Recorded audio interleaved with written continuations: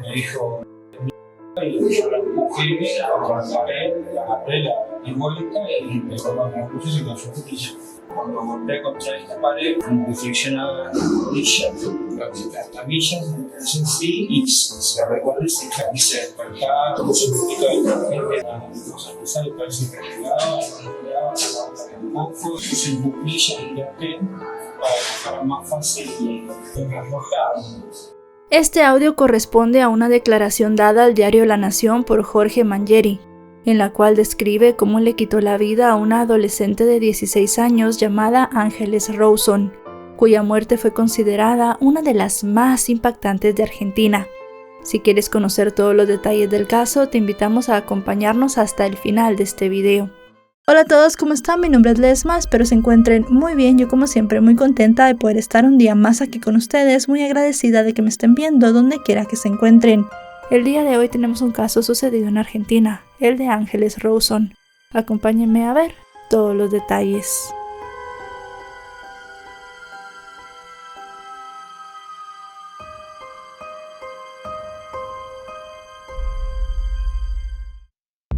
Ángeles Rawson nació el 23 de octubre de 1996 en Argentina.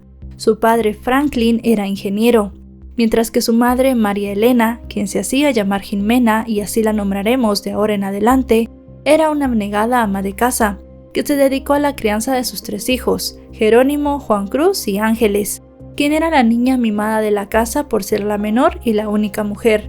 Era una bebé muy pícara, solía despertarse no solo del mejor humor, y con el paso de las horas y luego de tomar el desayuno pasaba a ser la más simpática de la familia. Siendo muy pequeña, sus padres se separaron y volvieron a formar cada uno una pareja. Su padre conoció a una mujer llamada Cris, mientras que su madre comenzó una relación con un hombre llamado Sergio Opatowski, quien era viudo e instructor de pesca con mosca. Se dedicaba a realizar cobranzas y a atender una empresa familiar de control de plagas llamada MIA Fumigaciones. Luego de 3 años de relación en 2004, Sergio se mudó con Jimena a un departamento en la localidad de Palermo. Se convirtió en un segundo padre para Ángeles y sus hermanos, quienes cariñosamente lo llamaban Pato. Ángeles o Mumi, como le llamaban sus familiares por su fanatismo poco habitual a los caramelos Mumu de dulce de leche, fue una niña con un carácter fuerte, muy tranquila e incluso algo reservada. Para su familia era como un sol. Tenía una sonrisa dulce e inocente y siempre estaba dispuesta a ayudar a los demás. A medida que fue creciendo se convirtió en una adolescente sensible como pocas. Amaba los cómics japoneses y el rock, y también a su grupo de amigos con quienes hacía cosplay, una tendencia en la que los practicantes usan accesorios y trajes para representar a distintos personajes. Le gustaba también mucho bailar. Además le encantaba hablar y saber de política. Admiraba a Manuel Belgrano, una de las figuras fundamentales del proceso que condujo a la independencia de Argentina. En su colegio quedó grabada una presentación que hizo sobre él, la cual conmovió y emocionó a todos. Ángeles se destacaba por ser defensora de las causas justas, por eso solía escribir en redes sociales sobre algunos casos que le impactaban, en cuyos mensajes mostraba su rechazo a las injusticias y clamaba por la justicia. Sus amigos y familiares creían que tenía mucho potencial para ser psicóloga o psiquiatra, y no era para menos, pues era una alumna destacada del Instituto Virgen del Valle. Para el año 2013 vivía en Ravignani 2360 con su madre, su hermano Juan Cruz, su padrastro Sergio y el hijo de este, Axel, de 14 años, fruto de su matrimonio anterior. La semana anterior al crimen, Ángeles de 16 años llegó emocionada a su casa, ya que había sido elegida como el mejor promedio de su promoción. Había trabajado duro durante todo el año escolar, porque quería optar por una beca y continuar sus estudios secundarios.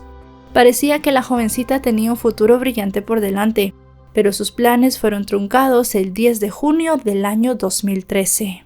Aquella mañana, alrededor de las 9:50, la adolescente ingresó al edificio de Palermo, después de una clase de educación física.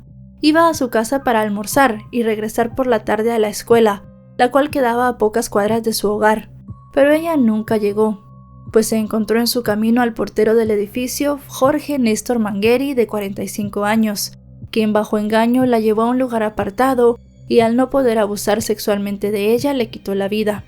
Jorge, quien tenía más de 10 años trabajando en aquel complejo de 14 departamentos, era considerado un hombre sencillo y trabajador. Nació en las calles de Tierra de San Miguel, y aunque su vida no fue fácil, tampoco le faltó nada. Su padre Antonio, a quien llamaban el Tano, era albañil, y el terreno donde se construyó la casa donde Jorge y su hermano Daniel se criaron, se fue pagando fruto del trabajo y esfuerzo de sus padres. Su madre Norma era conocida por ser una mujer chapada a la antigua. De niña se forjó trabajando en un corralón de materiales. Ya casada, ayudaba a su esposo incluso cortando ladrillos, hasta que se separaron cuando Jorge todavía era un adolescente. El chico salía de la escuela y se iba a ayudar a su padre en el trabajo, alternándose con su hermano para cubrir turnos en una panadería del barrio. Ya de grandes lo hacían en una metalúrgica en la zona norte. La muerte del padre de familia en 1993 marcó la vida de todos, en especial la de Jorge, pues con su padre aprendió a levantar paredes, a manejar herramientas, a trabajar materiales y a que las cosas se conseguían con esfuerzo y no eran regaladas. Para el hombre, que para ese entonces tenía 25 años y pasaba muchas horas con él, fue un golpe muy duro en su vida. Esta dio un vuelco cuando se mudó a Los Troncos, en General Pacheco, a la casa de un viejo amigo que lo adoptó entre sus hijos y le dio trabajo en un reparto de diarios. Fue en esa zona en la que conoció a la que sería su esposa, Diana, que entonces tenía una panadería y un almacén. Diana era hija de un matrimonio de trabajadores correntinos y tenía 4 hermanos. Jorge y ella estuvieron de novios unos 3 años más o menos, hasta que el 8 de febrero de 2003 se casaron. A partir de entonces él encontró refugio en su nueva familia. Luego de unos años de vivir con sus suegros, le llegó la posibilidad de trabajar como portero en el edificio donde vivía Ángeles con su familia. Jorge pensaba formar una familia allí, pero los problemas de salud de su esposa, quien padecía cáncer de tiroides, les impidieron tener hijos. Fue entonces que, para estar cerca de sus sobrinos, sacaron un crédito para comprar una casa propia en Pilar. El terreno no salió, pero el dinero sí, y Jorge terminó usando este dinero para comprarse un automóvil Renault 1998, mismo que al parecer utilizó el día de los hechos. Volviendo a ese día, el 10 de junio, Ángeles, como ya dijimos, había ido como todas las semanas a su clase de gimnasia. Como iba a un colegio por la tarde y luego a clase de inglés, su familia no la esperaba hasta pasadas las 8 de la noche. Pero al ver que ya era hora y no regresaba, sus padres se preocuparon. La llamaron en reiteradas ocasiones, pero ella no contestaba ni las llamadas ni los mensajes, y su última conexión en el celular había sido a primeras horas de la mañana. Su madre supo que algo andaba mal, ya que Ángeles no se ausentaba de casa sin avisar, y mucho menos se desconectaba tanto tiempo de su teléfono móvil. Entonces comenzaron una búsqueda desesperada para hallarla, a través de las redes sociales y de los medios de comunicación. Sus familiares denunciaron la desaparición ante la comisaría 31, a pocas cuadras de su domicilio. La angustia con el paso de las horas iba aumentando, y el peor final se hacía inminente para todos. Mientras los allegados de la adolescente y las autoridades la buscaban, Jorge intentaba borrar las pruebas que lo vinculaban con el crimen. Primero aprovechó su dominio de los rincones del edificio para sacar el cuerpo, sin que ningún vecino se diera cuenta. Continuó su faena criminal atando el cuerpo de la joven con distintas sogas en sus muñecas, tobillos y cuello, para que le resultara más manipulable. También le colocó una bolsa de nylon e introdujo el cuerpo dentro de una bolsa de consorcio negra. Finalmente, a la hora habitual en la que sacaba los residuos cada día del edificio, puso el cuerpo de la jovencita en un contenedor de basura de la planta de desechos sólidos José León Suárez, ubicada en el Complejo Ambiental Norte número 3 de la Coordinación Ecológica Área Metropolitana Sociedad del Estado, a unos 23 kilómetros del edificio de Palermo. A la mañana siguiente, un operario llamado Leonardo Gelso, que estaba a cargo de la cinta de reciclaje de residuos de la planta, vio un objeto rosado entre la pila de desperdicios. Este no le llamó la atención más de lo normal, pues estaba acostumbrado a ver cómo llegaban hasta allí restos de animales arrojados a los contenedores de basura de la ciudad de Buenos Aires. Eran las 11:20 de la mañana del martes 11 de junio. Apenas 25 horas habían pasado desde la desaparición de Ángeles, cuando el empleado paró la máquina y se acercó al elemento rosado pensando que podía ser un animal, pero no, era el cuerpo de una chica. La cinta se paró a pocos segundos de que cayera por una salida a un lugar común, a donde iban los residuos no reutilizables. De haber dejado que la cinta corriera, muy probablemente el cuerpo jamás se hubiera aparecido, y Jorge se habría salido con la suya. Inmediatamente el empleado dio parte a las autoridades que se presentaron en el lugar para hacer el levantamiento, que presentaba signos de estrangulamiento y de haber sido golpeado. La persona que le había hecho esto no solo había intentado abusar de su víctima, sino que luego de quitarle la vida la había desechado. El espanto se apoderó de todos. Los peritos hicieron la remoción de los restos, que fueron llevados hasta la morgue para su identificación. El primer informe forense realizado por el Departamento Judicial de San Martín reveló que el cuerpo de Ángeles tenía lesiones compatibles con un abuso sexual. Ante la posibilidad de que la adolescente hubiese sido abusada, el médico legista aplicó el protocolo para los casos de abuso y cubrió sus manos con sobres para preservar las pruebas y realizar hisopados. Aunque el cuerpo había sido hallado en José León Suárez, el Ministerio Público de San Martín declinó la competencia en la Fiscalía de Instrucción porteña, ante la presunción de que el homicidio hubiese ocurrido dentro del ámbito de la ciudad de Buenos Aires, y además se ordenaron nuevos exámenes forenses en la morgue judicial de la calle Viamonte. Horas después, tras confirmarse al 100% que la víctima era Ángeles, los cuerpos policiales lo notificaron a sus familiares, quienes quedaron devastados. Por las circunstancias en las que se encontró el cuerpo, la investigación se orientó en un primer momento a un ataque perpetrado por una persona en las calles cercanas al colegio, que eran algo despobladas. Las primeras informaciones suministradas a la prensa por los investigadores del caso se habían centrado en la hipótesis de que a la adolescente le habían quitado la vida en la planta y que su cadáver había sido depositado en la basura. Sin embargo, las imágenes de una cámara de un edificio a unos 20 metros de donde vivía la joven, las cuales fueron encontradas por los detectives, descartaron la hipótesis y pusieron al edificio como la escena del crimen. Cuando Jorge vio llegar a los policías la noche del 12 de junio, intentó descubrir cuál era el curso de la investigación. En su afán por saber si lo tenían entre los sospechosos, siguió a los policías y funcionarios hasta el cuarto donde estaba el CPU que grababa las imágenes de la cámara de seguridad. Las imágenes ubicaban a la joven a pocos metros de su casa, cerca de las 9:25 de la mañana del 10 de junio. Tras obtener la confirmación de Jorge de que la chica de las imágenes era Ángeles, él pasó a ser una persona importante para los investigadores, no porque sospecharan de él en ese momento, sino porque era el encargado del edificio y conocía a los habitantes de cada departamento, sus costumbres, sus horarios y muchos datos más. Para las autoridades, más que un sospechoso, era una persona con una declaración clave. Además, el hombre trabajó el día 10 por la mañana, por lo tanto estaba en la puerta del edificio cuando Ángeles llegó a su casa. Sin embargo, Jorge dijo que se sentía enfermo y pidió una licencia por varios días. Dejó de usar su celular y se reunió con un funcionario llamado Cecilio Saetone, primo de su esposa Diana, en una estación de servicio cerca a la planta, donde dicho policía trabajaba como custodio.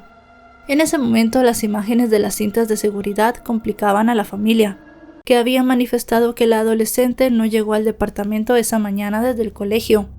Las sospechas hacia el entorno familiar de la víctima se centraron aún más, cuando la Procuraduría General de la Nación reveló en un comunicado los resultados preliminares de los exámenes forenses, los cuales meses después se determinaron que estaban errados. Para ese momento, según el forense responsable de la pesquisa, Félix Konopka, en el cuerpo de Ángeles no había lesiones compatibles con abuso sexual, y las marcas que presentaba eran de relaciones sexuales de antigua data, contradiciendo lo expresado por el primer forense que estuvo cuando se realizó el levantamiento del cuerpo. A pesar de que el ayudante le advirtió al experto sobre la presencia de hematomas que estaban en el cuello e indicaban que la víctima había sido estrangulada, el forense aseguró que Ángeles había fallecido por la compresión que sufrió su cuerpo al ser sometido a la compactadora que funcionaba dentro del camión de basura, que entre otras cosas había procesado la bolsa de residuos que contenía el cadáver de la chica. Basados en estos nuevos resultados forenses, los policías centraron la atención en el círculo cercano de Ángeles. Las sospechas generales de la mayoría de los medios y de la opinión pública recaían sobre Sergio, el padrastro de la joven, debido a sus declaraciones cortantes que le pusieron en la mira sin ningún fundamento o prueba.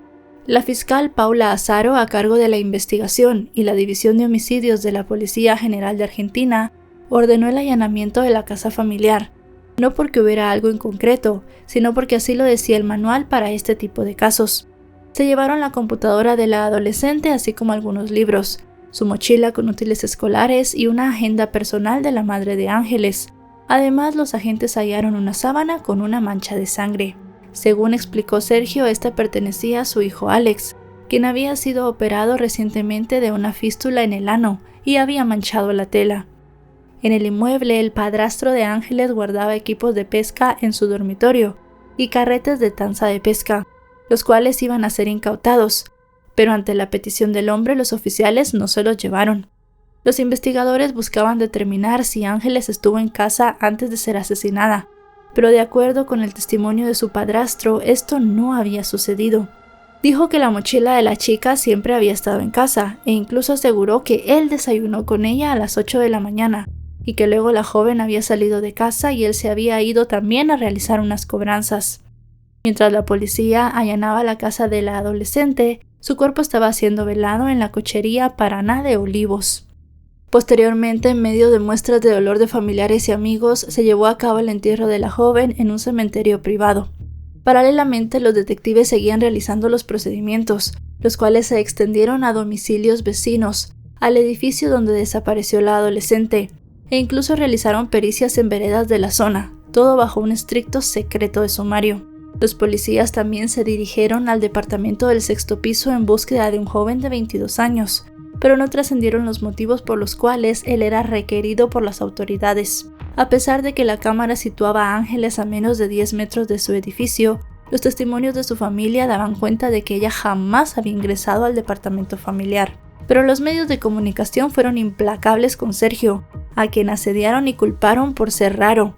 Pero esto no fue solo un adjetivo, hubo personas, entre ellas un supuesto testigo, que quisieron incriminarlo sin éxito. Se urdían muchas hipótesis en algunos noticieros. La más alocada hablaba de una presunta relación entre Ángeles y su hermanastro menor Axel de 14 años, quien sufría una discapacidad mental leve. En su primera semana el caso tuvo unas 206 horas de exposición en los principales medios argentinos, una de las mayores coberturas vistas en el país hasta entonces. El viernes 14 de junio todo cambió. El edificio de Viamonte 966 se transformó en la sede del Poder Judicial, al menos para los medios y la opinión pública. Allí funcionaban varias fiscalías, entre ellas la 35, en la cual recayó el crimen de Ángeles. La fiscal a cargo interrogó a fondo al núcleo más cercano de la víctima para intentar lograr que alguno aportara algún dato que reforzara sus sospechas contra el padrastro. El edificio donde funcionaba la fiscalía tuvo que ser vallado, porque la prensa transmitía en cadena nacional lo que parecía ser la resolución del caso.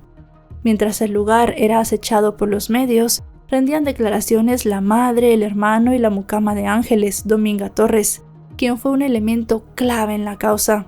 La mujer refirió que ella trabajaba en el departamento de la familia todos los días desde las 9 de la mañana hasta las 3 de la tarde. Contó con lujo de detalles quiénes estaban en el departamento el 10 de junio, y hasta lo que preparó de almuerzo para Ángeles, pero eso sí, dijo que ella no llegó. Este testimonio alejó a los familiares de la joven de las sospechas de la policía, pues demostraba que aquella mañana ella no había vuelto a casa.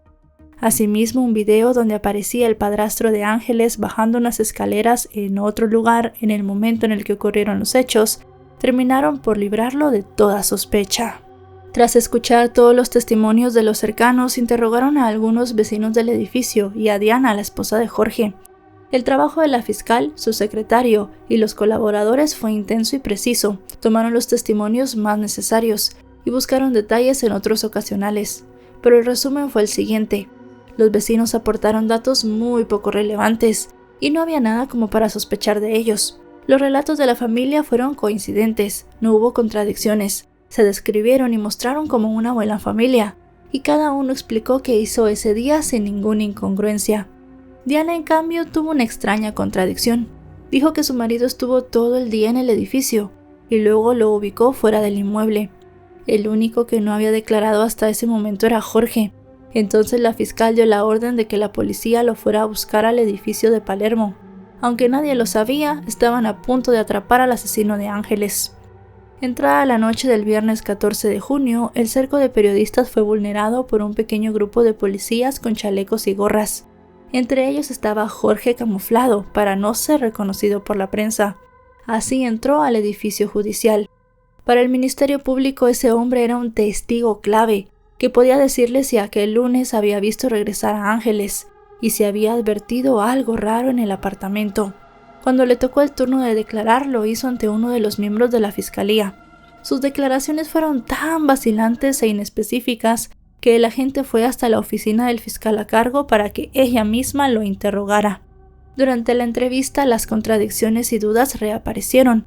Fue entonces que al verse acorralado, Jorge dijo que odiaba a la policía, que no había querido acudir a declarar y que finalmente lo habían obligado a subir a la patrulla, donde lo agredieron y le recomendaron que se declarara culpable, porque de lo contrario su esposa estaría en graves problemas. Debido a la gravedad de su denuncia, la fiscal detuvo la declaración del que hasta ese momento era solo un testigo. Jorge jamás sospechó que él solo se había puesto la soga al cuello y había abierto el camino para que más tarde lo condenaran por quitarle la vida a Ángeles. Los dos médicos de la División de Medicina Legal lo revisaron. En medio del chequeo, el médico legista descubrió que su torso tenía marcas de lesiones compatibles con heridas de defensa. Según el informe consignado, las heridas estaban en su mejilla izquierda, en la zona izquierda de su abdomen y también cerca de la cadera de ese mismo lado. Además, el especialista sostuvo que estas lesiones habían sido enmascaradas con otras heridas, que según el estudio tenían una data de entre 3 y 5 días. En su informe agregó que Jorge tenía en el rostro una quemadura que ocultaba un raspón, que supuestamente la víctima le había provocado con una uña en un intento de evitar ser abusada por él. Otra laceración compatible con un arañazo fue encontrada en la parte superior interna de la pierna, que sugería que el sujeto se había bajado los pantalones para agredir presuntamente a la adolescente y que ella se había defendido con todas sus fuerzas. Ante esto, a la 1:52 de la madrugada del sábado 15 de junio, la fiscal dio por terminada su declaración y advirtió que ya no estaban frente a un testigo clave, sino ante el posible asesino, por lo que comenzó a preparar el pedido para solicitar su detención. Mientras se esperaba que llegara la orden del juez, el portero, que quedó bajo custodia policial, pidió hablar con la fiscal a cargo. Como era una situación procesal compleja, no podía hacer más declaraciones como testigo ni tampoco incriminarse. Decidieron que la fiscal asignada a la causa estuviera acompañada por un secretario del Ministerio Público llamado Diego Pegolo.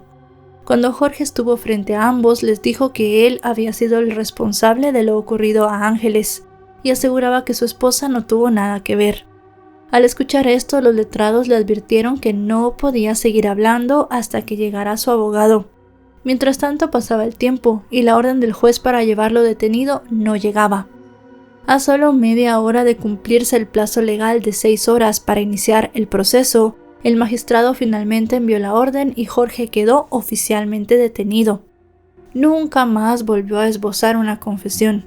Entre las 5 indagatorias que tuvo posteriormente, dijo que era inocente, que la causa estaba armada y que aquella autoincriminación se dio luego de que 2 policías lo presionaran en la fiscalía, algo que se investigó y que fue desechado por la justicia.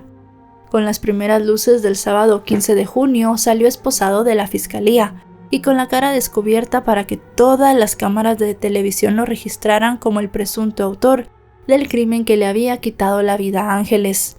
La evidencia y la contundencia de la ciencia ya estaban en marcha. Nada podía liberar a Jorge de la acusación por homicidio. El sujeto llegó a la alcaldía de tribunales y como correspondía se le hizo una revisión médica.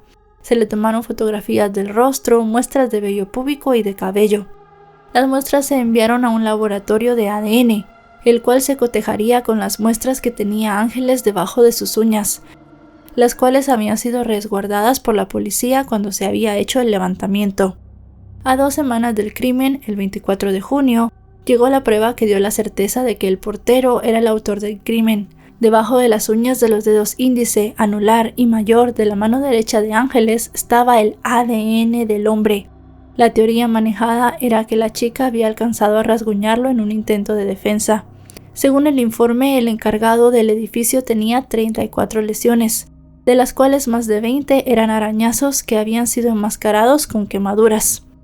Ante las pruebas inminentes de su culpabilidad, el 26 de junio se realizó la audiencia de imputación, en la cual el juez a cargo citó a declarar a unos 26 vecinos, algunos de los cuales luego de la diligencia fueron imputados por falso testimonio.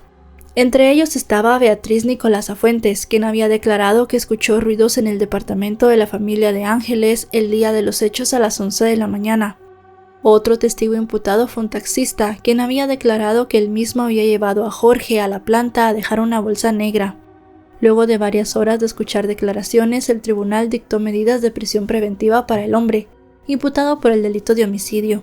Tras su detención, algunos residentes de la zona protestaron a las puertas del edificio acompañados de su esposa Diana, quien aseguraba que el hombre era inocente. La mujer habló con la prensa para defender a su esposo, alegando que la policía lo quería inculpar. Tanto ella como los familiares de Jorge estaban convencidos de que no podía ser el responsable del hecho, ya que era un hombre bonachón que nunca se mostró violento ni agresivo.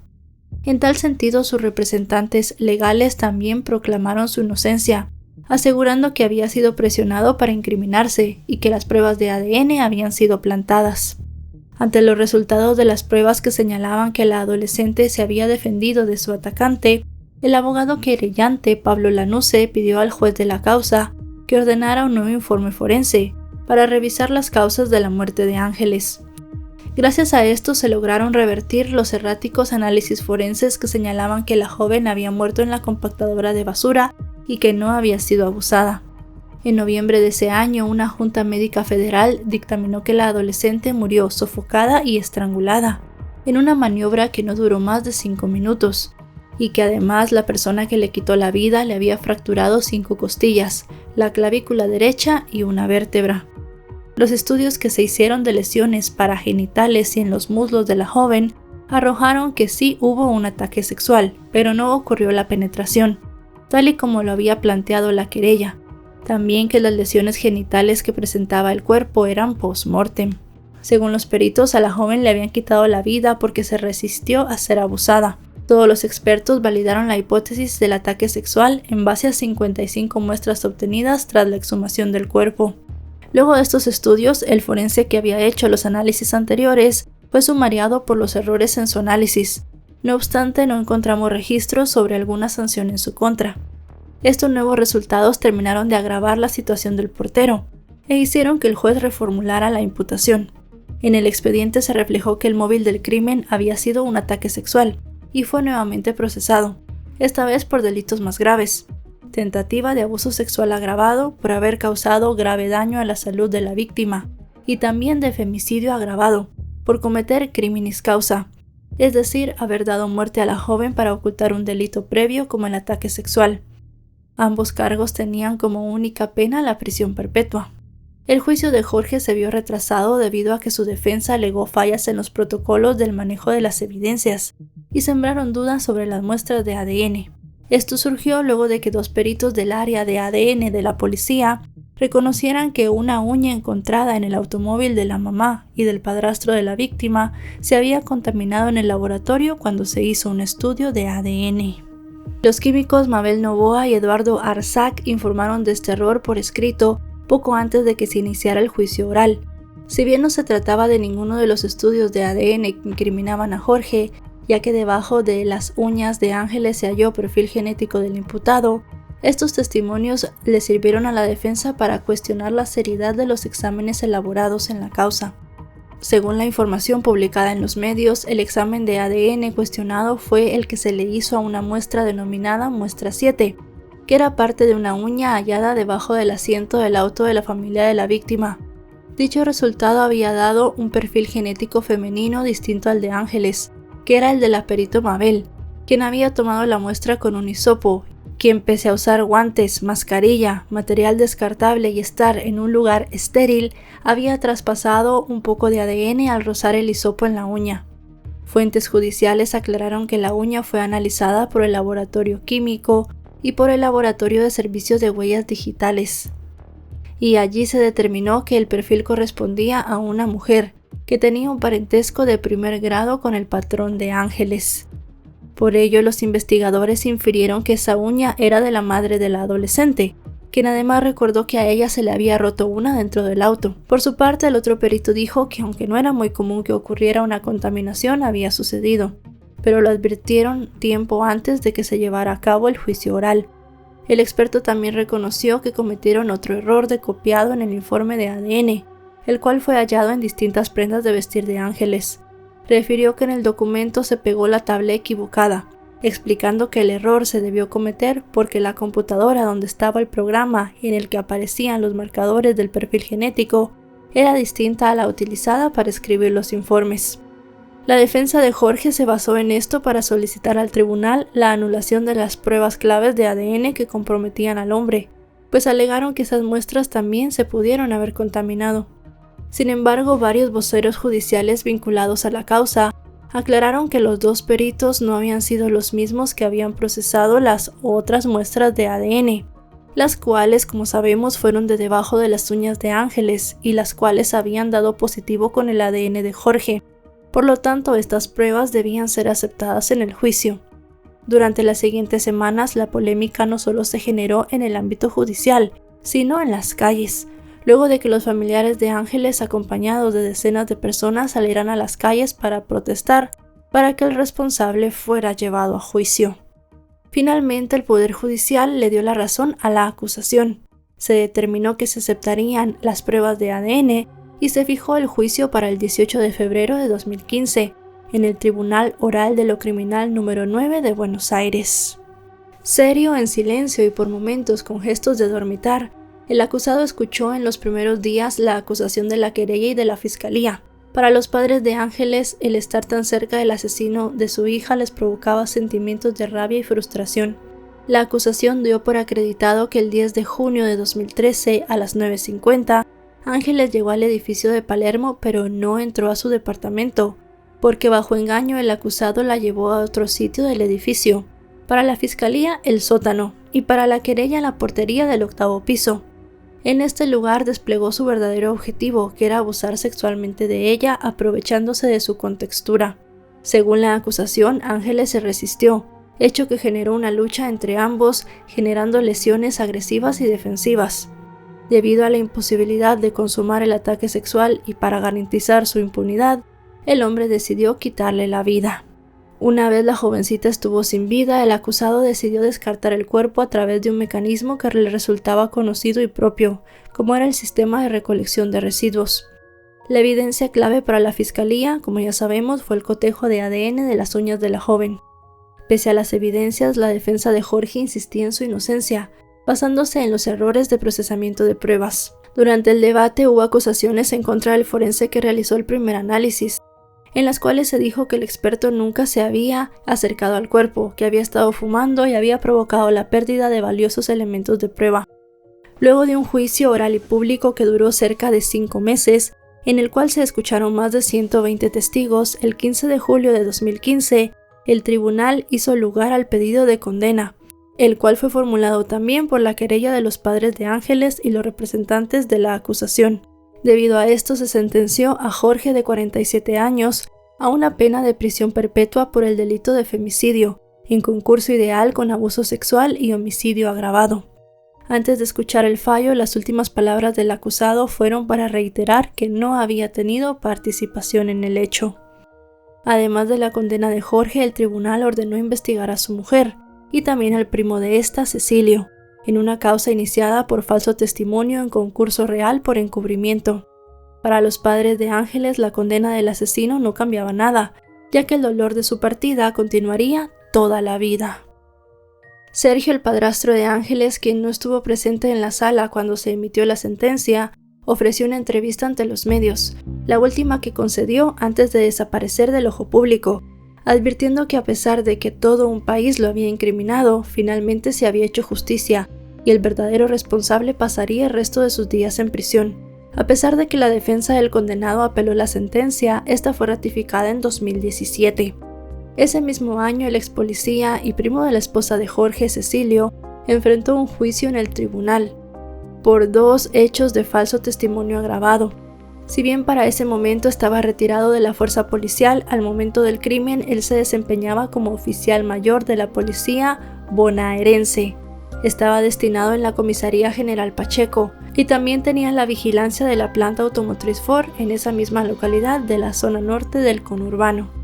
El exmiembro de la fuerza policial siempre estuvo bajo la lupa de los investigadores del caso de Ángeles, por ser quien presuntamente había asesorado a Jorge para que inventara que había sido acusado por los policías y para que enmascarara con quemaduras los arañazos de la adolescente. Según lo planteado por la fiscal, Cecilio había colaborado con Jorge antes de que éste fuera detenido, y también mintió para favorecerlo en 2 oportunidades.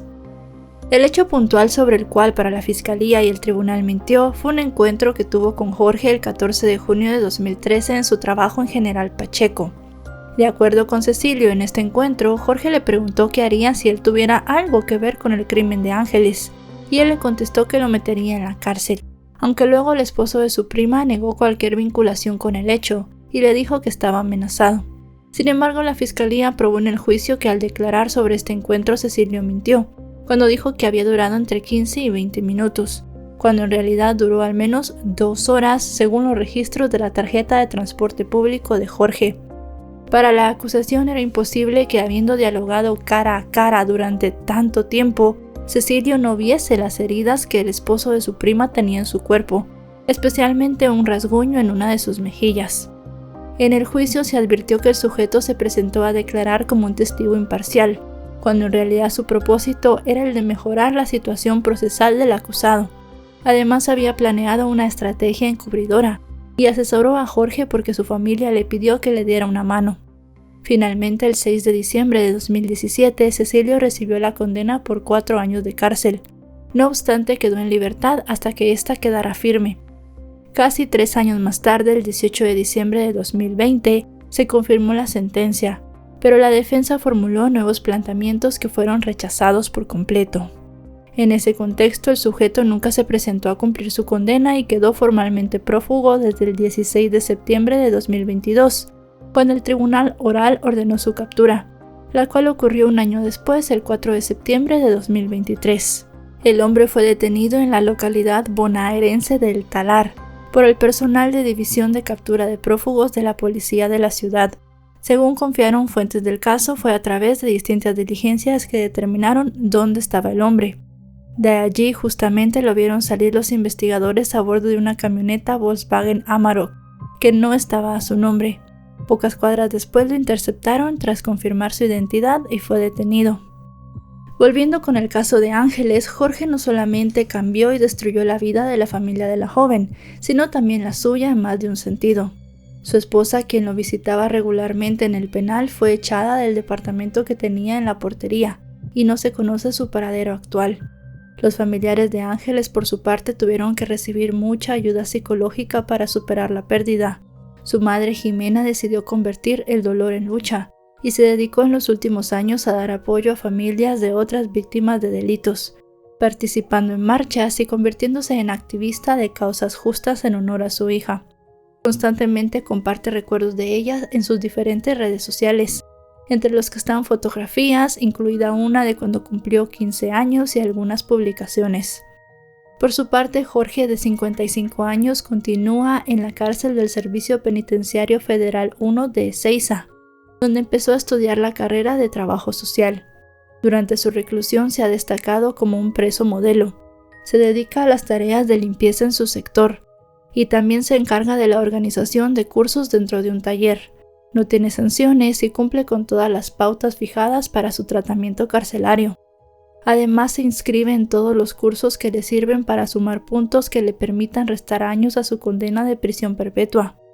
Recién podrá salir de la cárcel en 2048 a los 80 años de edad y cuando haya cumplido 35 años en la cárcel. Hoy Ángeles descansa en paz en el cementerio Jardín de Paz junto a su abuelo y tío materno, y cada año sus familiares y amigos le rinden homenaje en la plaza del Jacaranda, donde colocaron una placa en su honor, por ser el lugar donde la jovencita había vivido incontables horas de diversión en su infancia, jugando, aprendiendo y creciendo, y también porque cerca de allí fue donde fue encontrada sin vida.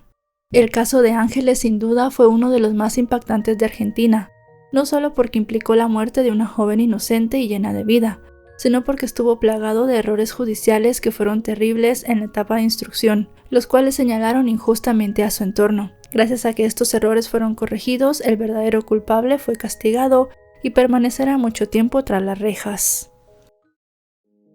Y bueno, chicos y chicas, hasta aquí el video de hoy. Es un caso bastante largo, es un caso muy pedido en el canal y es un caso que generó mucha polémica en su momento, también generó mucha expectativa entre las personas que estaban minuto a minuto esperando qué iba a suceder con esta persona que fue detenida.